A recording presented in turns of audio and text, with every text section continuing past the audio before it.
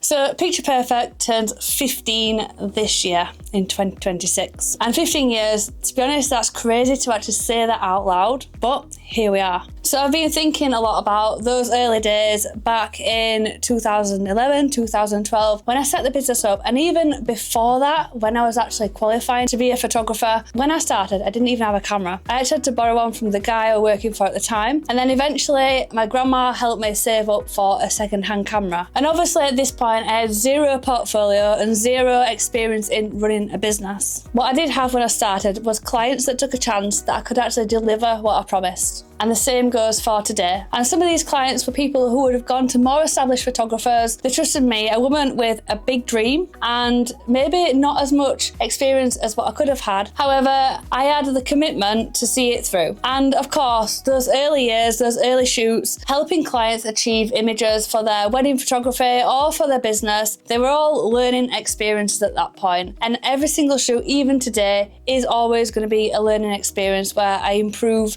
for my clients. So there's clients who backed me back in 2011 when I started, and even today, I'm so thankful that you did, and that Picture Perfect is still here in 2026, 15 years later. So in this interview with myself, I'm going to tell you about all the things that I did right and all the things that I did wrong, and a few funny stories along the way about my journey as a business owner and as a creator. Okay, so if I was to take you right back to the start of Picture Perfect in 2011, when I actually started the company. Why did I start it? Well, honestly, it was just for money. I needed some money for a holiday. Someone asked me if I wanted to do their wedding. It was my grandma's friend's son, and it just all started from there, really. I then thought, well, this is all right. Couple £1,000 on a Saturday, that'll do. So then I thought, you know what, I'll start doing some wedding fairs, maybe just get a few per year. I didn't have a clue what I was doing. I didn't even own my own camera. I borrowed a camera from the studio I was working at the time, borrowed knowledge essentially, and that really set me on the trajectory for the next sort of 15 years. I was working in my spare room at home, only a small handful of clients that were seasonal with weddings, there were one-offs. When I started out doing photography at 15 years old, it was actually on film camera to begin with, and black and white film. So I had to learn all that stuff all over again.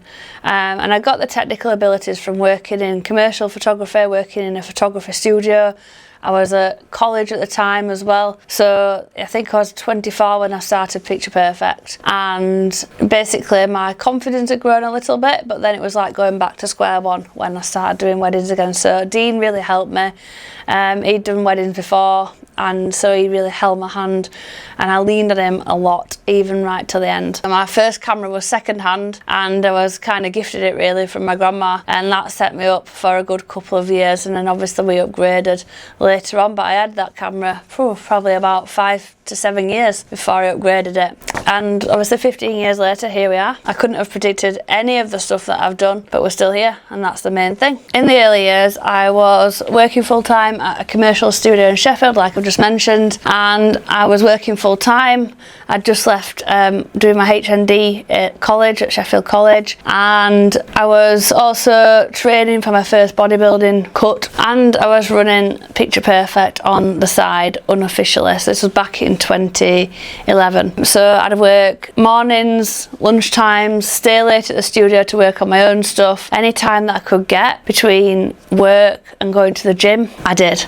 I worked, and then I'd be working weekends when it was seasonal and when I could. I remember being sat up till about 3, 4 in the morning, absorbing as much information as I could to help me with my business, watching Nigel Botterill from Entrepreneur Circle. If anyone knows Entrepreneur Circle, it was big back in the day, and watching those videos, learning how to build a website, learning how to do marketing, email systems. I was setting up .mailer, building my own website till seriously like 2, 3, 4 in the morning, then getting up and going to work again the next day. So I was really focused in on making this thing a real success. I didn't know where it was going. I just knew that I just had to give it a go, and I gave it my all, and it became almost part of my identity. So at this point, in the early stages, I think I did my first bodybuilding shoot in 2013, and then started advertising for that in about 2014. And I thought, this is great because this fills in the week. Like, I can shoot personal trainers who want gym shoots or anyone who's competing, that sort of thing, and I can add a string to my bow. And when I'm not doing weddings, I can be doing that.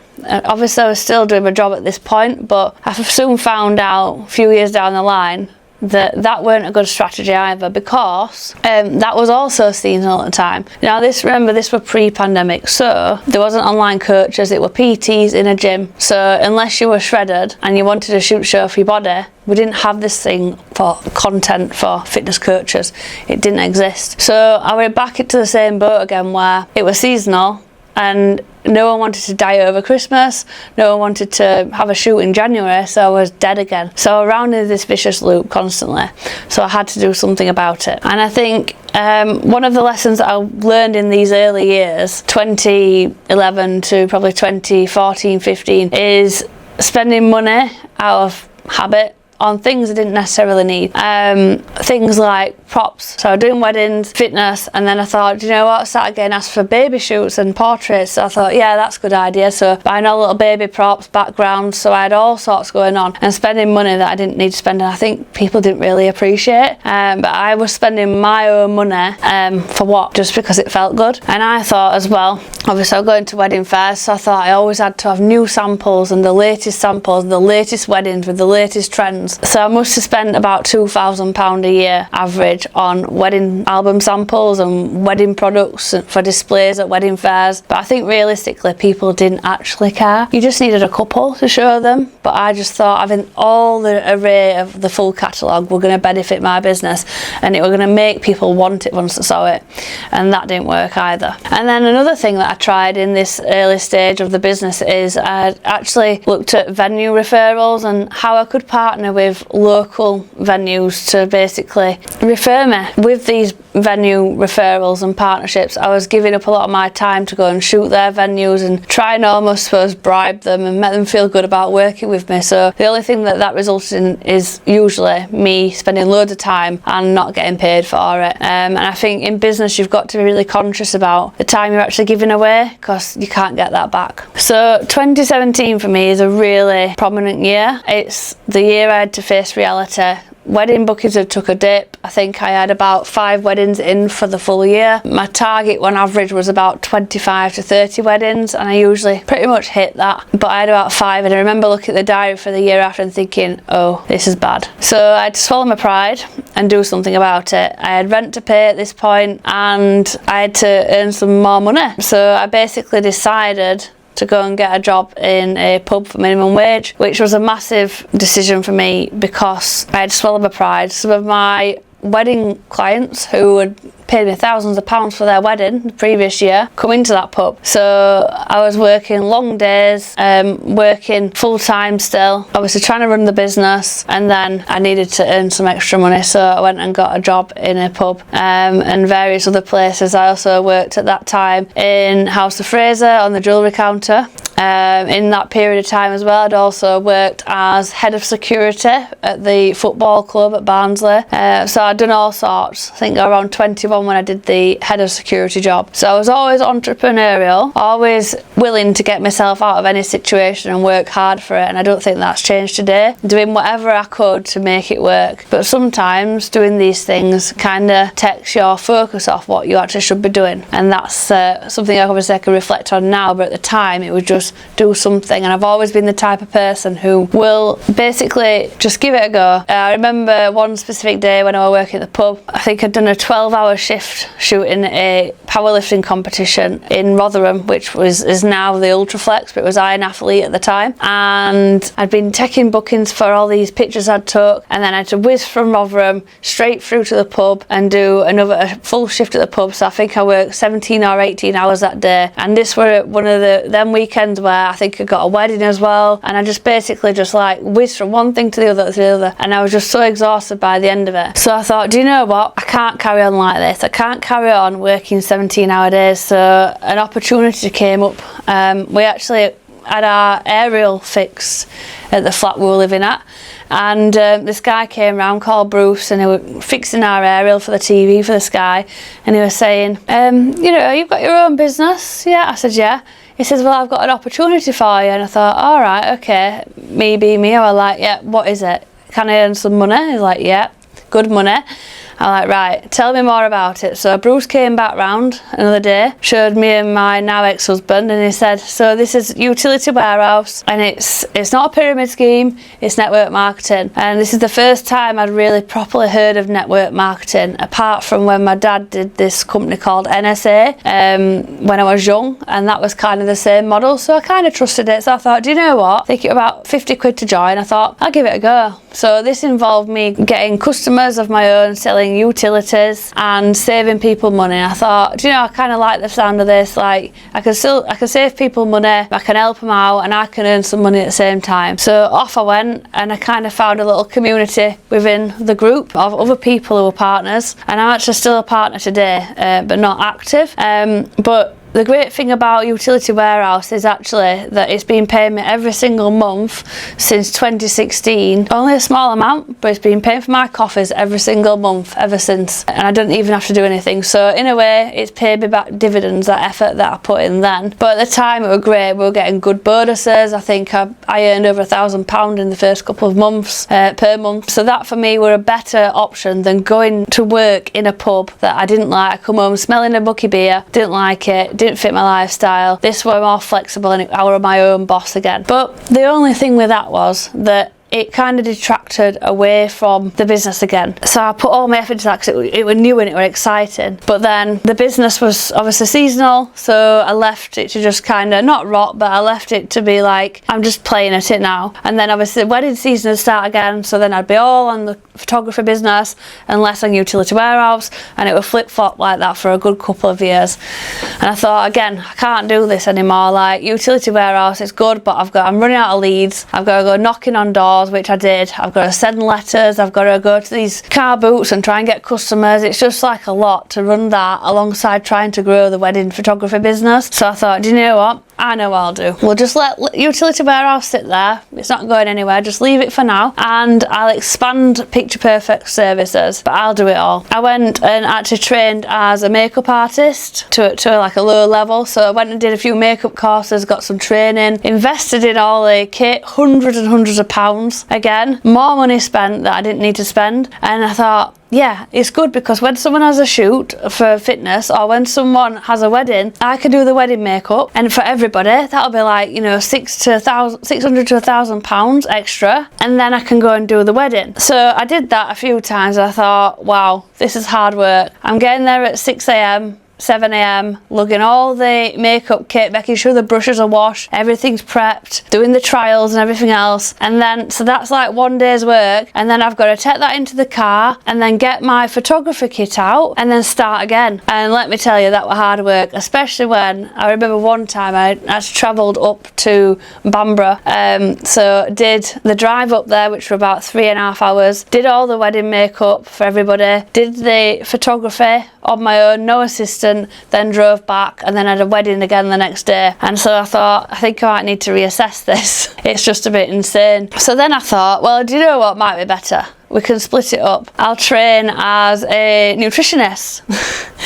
So I thought, well, I've got makeup, photography and nutrition then. It kind of just all goes together, doesn't it? So trained as a nutritionist, thoroughly enjoyed that. It gave me a little project that I was interested in, but never used that qualification apart from on myself in my bodybuilding, which did serve me later. The theory of it was great, but I've learned that trying to do one thing on your own, or many things on your own, is just not possible. Your focus just dilutes. So my next little venture was, I met someone at a wedding fair, and I got talking to her, and she said, I could do with someone in the shop one day a week to help, you know, like, so I could have a day off. I said, oh, okay then. So I said, well, I'll do it. You know, I thought it might be a good way to get leads in for customers and stuff from my side, and vice versa, another partnership opportunity. So went in the shop every single Wednesday, just to give her a day off. I don't think I ever had a customer come in, ever. So I used to sit doing my nutrition course and doing my photography editing, which were great. But obviously that was short-lived because really she didn't need to be open. It was just her spending money. So that kind of closed down. All of this just taught me basically the more you dilute yourself, the less focus you have. And it's something I have to remind myself of even today, 15 years later. And I think I always push through in whatever I believe in, because I feel like I can give my clients the best quality of service that they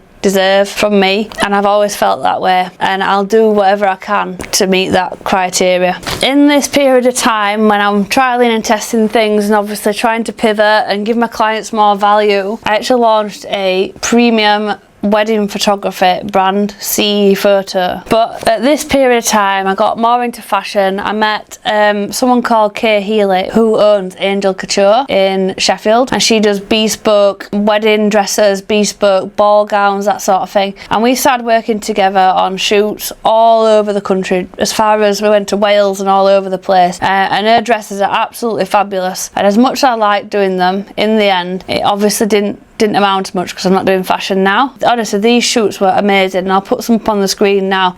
Really enjoyed them, and it's some of my best work, I do believe, that I've ever done. So I tried to launch this premium wedding photography service. Also had a dabble. I didn't really get it because I dabbled in putting this brand on voucher as well at the same time. I think the only time I ever actually sold a wedding under the premium brand was on voucher, which kind of goes opposite of what were intended. But the thought were I was going to do this premium brand, which were like fashion, high-end, wedding photography, couture. And so I also launched a couple of years later a package called Lords and Ladies, which was for ladies at lunch who wanted these fashion pictures that were kind of like Instagrammable, influencer style, with high fashion.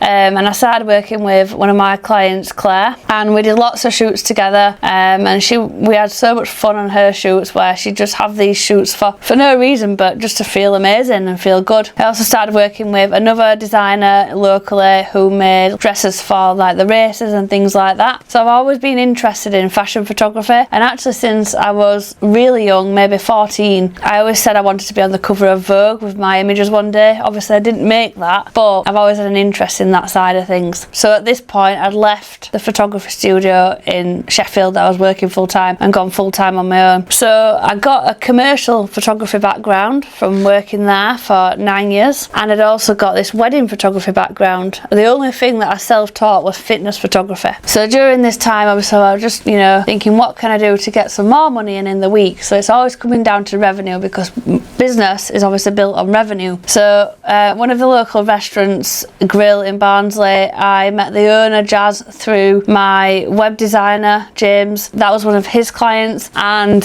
he said, can you do a photo shoot for our restaurant? And I said, yeah, I think so. Yeah, I've done that sort of thing before when I've worked in Sheffield, so yeah, let's do it. So started doing a little bit of food photography for local places, started using a food stylist and upping my game a little bit, learned loads about how to style food from him, and yeah, kind of just thought, do you know what, maybe I should get back into commercial photography. There's no conflict of interest anymore, and now I'm not working in Sheffield, and this is, bear in mind, this is 2-3 years on. So got really involved in 4N and different local networking groups in Sheffield and Barnsley, Wakefield, local area, and kind of found a little community there, little support community, and picked up quite a lot of personal branding work, headshots, that type of thing, and grew my confidence a little bit.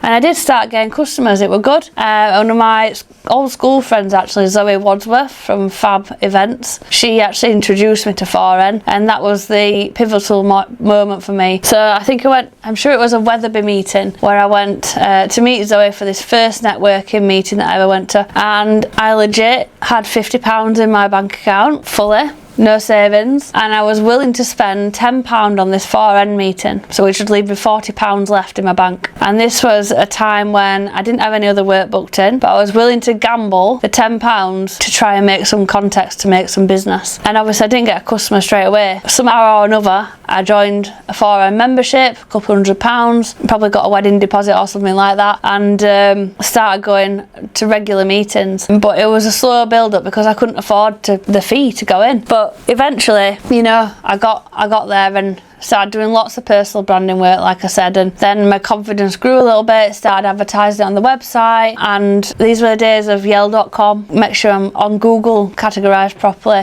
because Instagram weren't really a massive thing then, it was just Facebook. So yeah, basically my confidence grew and I ended up doing more product photography work, which were really going back to my roots from when I was working in Sheffield when I was at college. I started doing more corporate photography really for bigger companies, and I remember one of the first big jobs that I actually did, like massive, was actually for a magnet company in Sheffield, Anchor Magnets. They sent me about 350 products. Now I laugh now because that was shot in my garage. I didn't have proper lighting, I couldn't afford proper flashlights. I had 2 flash guns which would constantly overheat and die. So I was doing this every night, trying to photograph these magnets on a white background, and I didn't really have the equipment to do the job, to be honest, but I didn't have any choice. And this, to me, I don't remember how much it was, but at the time it was a lot of money to me. So I did it, and I just found a way. Now at this moment in time I'm doing this job, and why were I, you're probably thinking, well, why is she doing it on an evening? Well, I'd agreed working for this fancy dress company as their in-house photographer, and I thought, do you know what, this is great. They're going to give me my own studio. They gave me a £40,000 budget to kit the studio out. So off I went to the flash centre in Leeds, ordered loads of stuff, like everything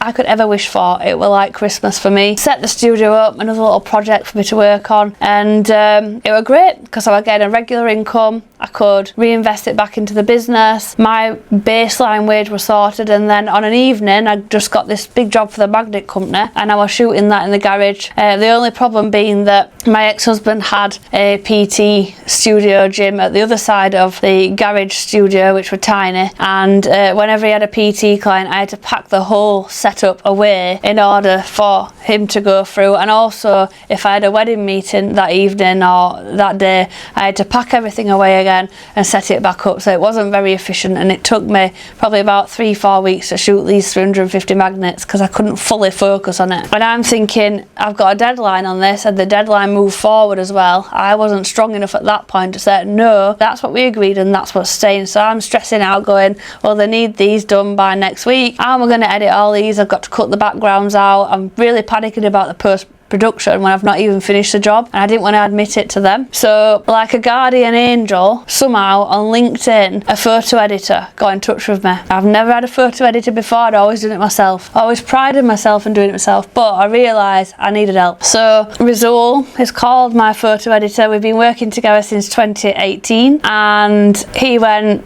we can help you with clipping backgrounds out, and so I sent him a few test shots thinking, please be good, because I'm desperate here. And basically it was great. So I were shooting 100, sending 100 off like that, just file transfer, and we've been working together ever since 2018, so a long time.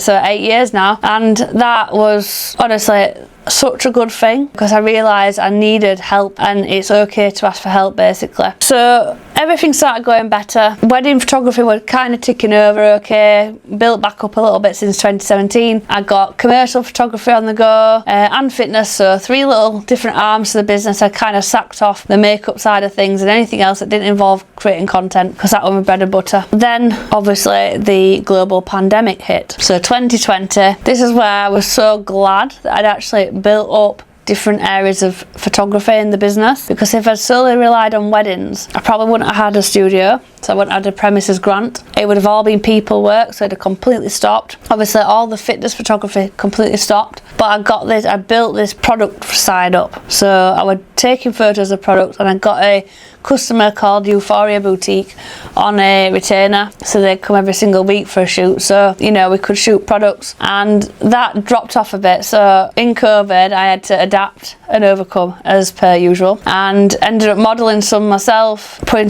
clothing on mannequins, shooting that, so just to make money. So I think they gave me around 50 to 100 items per week, and then another clothing company also did the same, so I might have 100 to 200 from them. So I was in my little studio. I'd moved to a studio in Barnsley on Day Street, the back alley studio as I like to call it. So that was my first proper studio, so I was in there in the pandemic, I used to walk there every day, take photos of clothes basically, and then walk home, do the editing. And it was just like that. It was like Groundhog Day every single week. But the one thing I would say is that the pandemic made me pivot a little bit and think about things. So I kind of thought about phasing weddings out at this point, but then I thought, do you know what? I think this is it. It's time. I've been doing wedding photography since I was 15 years old, and I think it's time to kind of give it a rest now. I've been doing this about 10 years, maybe a bit more. So the pandemic was just the perfect opportunity to just go, do you know what? That's it. And it took me a good couple of years after that just to take it completely off the website. I admit it to myself, I will admit.